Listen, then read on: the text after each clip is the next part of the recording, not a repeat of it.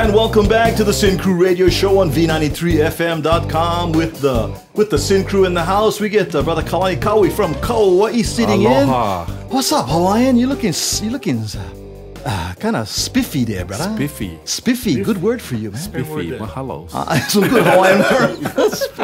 Poor Lalia is looking her usual vivacious self. Of course. Yes. And on the phone, in the 808, we are talking to none other than producer, director, actor, and comic, Augie Toba in the house. Tell everybody, star of Hawaii 5-0 from last night. Hey, you were on Hawaii 5-0. We was just talking about that on Hawaii 5-0. So you went Grajamagate from the helicopter pilot to one judge. Yeah, it was obvious that I could not drive a helicopter. That's not realistic. But it's also not realistic that Taylor Wiley can actually drive a helicopter. So, yeah, I take whatever I can get. So Augie, I'm going to take you 40 years into the future. You ready? Yes. Okay, so this is in the Honolulu Star midweek penny saver. Okay. Dateline 2055. Okay. Archaeologists have been digging in a remote Kalihi Valley and have unearthed what appears to have been a village now near a desolated Camforth Road. Scientists were able to dig up through the rubble and they found what appeared to be a piece of concrete with the name Augie etched on it. Yes. Now, can you comment on the historicalness of this finding, please? You know what? It's an actual. You know what? When I was 6 years old, honest, growing up in Camphor housing, I grabbed my dad's screwdriver and etched my name in the windowsill of our concrete. Because housing is all made of concrete. And I etched my name in because I knew that one day, honestly, that I was going to be somebody, in this world, and a kid will look back and go, wow, it's the same house Augie T lived in. So, am I surprised about that? I would love to, be 100. Oh, I'm Filipino. I probably will live to that long. I go, I remember that. But I also know that scientists will find my underwear because I have 5 daughters. My mom used to put out underwear, those heavy industrial Sharpie pens. And archaeologists will find really decomposed underwear with my name on that I flushed many times in Bye Elementary School because I was doodle my pants. Okay, I have another note over here. On what was once known as the Waianae Coast, they also found at the bottom of a box in a cave a faded photograph of what looks like some mode of transportation with multiple riders, then known as a bus. It looks like they could make out number 52 is barely visible on this photograph. And there's a young man that bears a resemblance of Augie Toba that could be seen wistfully looking out of the window. Is that you? Fact. For almost 10 years of my life living on the Waianae Coast, I rode the bus and wrote the most amazing comedy. Watching my fellow residents of the Waianae Coast coming up with the most hilarious conversations ever. So, the first 10 years of my comedy life, I wrote most of my comedy sitting on that bus, watching miserable people riding back and forth almost an hour and a half in traffic.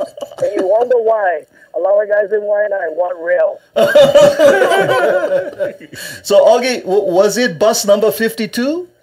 Was bus number 50 was actually bus number 51, and then it moved to 93 Express when, we could just go and not worry about, sitting through lights. Express bus, but prior to that, we had to take the long route, through Waipahu, waiting for everybody to get off the bus before I get home. So sometimes it took hours before I even saw my family to have dinner.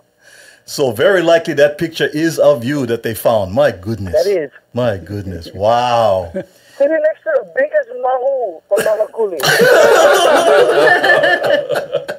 Augie, tell us about Golden Gloves champion boxer at the age of 16. Not too many people know about you as a boxer at your early age, Augie. Yeah, I don't like to talk about too much because if guys find out after during the comedy show, they all like test you out. I got tested. I got tested a lot. As a kid, not from people, but from family members. But yeah, I got I've been very blessed, and when I realized that was a way out of the housing, I worked hard and to train and be the first one in my family to actually go to the mainland to fight and even internationally. So was a really nice experience. I grew up fast. I think that's the reason why comedy is so much. I mean, I say easy, but fun for me because it's almost the same excitement walking to the ring as if you were walking to the stage, except nobody's punching your face when you're on stage. We hope not. So bombing is okay because I would rather bomb than getting punched in the face and getting knocked out. You know what I mean? So, Augie, in 1999, you won your first Nahoku Hano Hano Award. In 2002, you were voted the Comedian of the Year by the Star Bulletin and Midweek. And by that time, you were already selling out the Blaisdell Arena and the Hawaii Theater. You are also one of the outstanding recipients of the prestigious Pacific Business News 40 Under 40 Award. And you're the only comedian to locally and nationally sell out the Hawaii Theater. Long ways from Camforth Road, my brother. Yeah, I just wish I made all that money. That would be nice.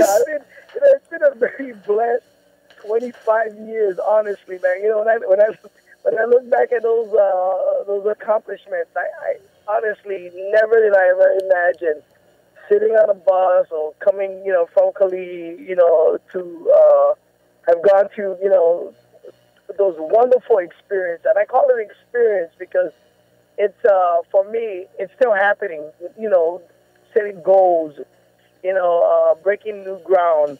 So, I look back at that and just, really benchmarks in my life to, challenge myself to even do bigger and better things because I never thought that, I would even be making money, doing what I'm doing right now. So, thankful. I'm very thankful. Now, Augie, you've gone beyond that. I'm looking at the book Positive Stuff I Like. What? Nobody was in special ed. I remember one time my mom made meatloaf, and she thought that an amazing thing if I add vegetable soup.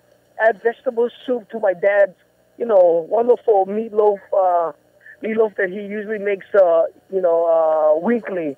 And then my dad came home, started cutting open the meatloaf, and then all these alphabets started spilling out like meatloaf. And my dad went, "What is this? Spelling bee? Huh? Spelling bee? The kids can't even spell it. I'm special. Oh, you spell cat." So listen, for me to do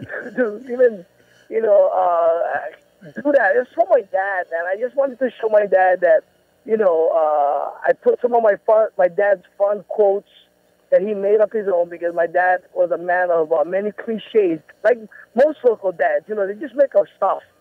So in the ending pages of just my dad's favorite quotes, and prior to that, some of my favorite quotes the last 20-something years that I keep record of, and I post on Twitter. So beautiful. That's it's cool. Pretty. I just thought that was just a fun experiment for me to do, and it's doing well.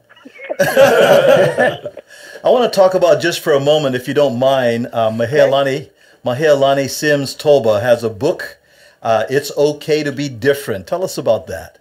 Oh, my daughter is a very, very inspiring girl. She just got cast for the Mamiya Theater, that's St. Louis, home of Marcus Mariota.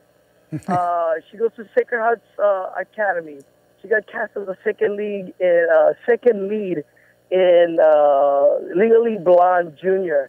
And my daughter, she's 14 years old, but at 12, she got bullied And what she did was she took her negative experience and wrote a book. And Doreen Carisu, who's part owner of the San Francisco Giants, saw her drawings and her writing and said, "Why don't we make a book?" And my daughter now is, going around in elementary schools and reading to children about, her experience being bullied, but in a story that she wrote about minor birds.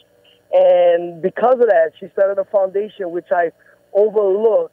And now, doing that whole foundation thing with going into schools, talking about the bullying issue, but more respecting yourself, because BRAVE stands for be respectful and value everyone. And, in Hawaii, that's aloha.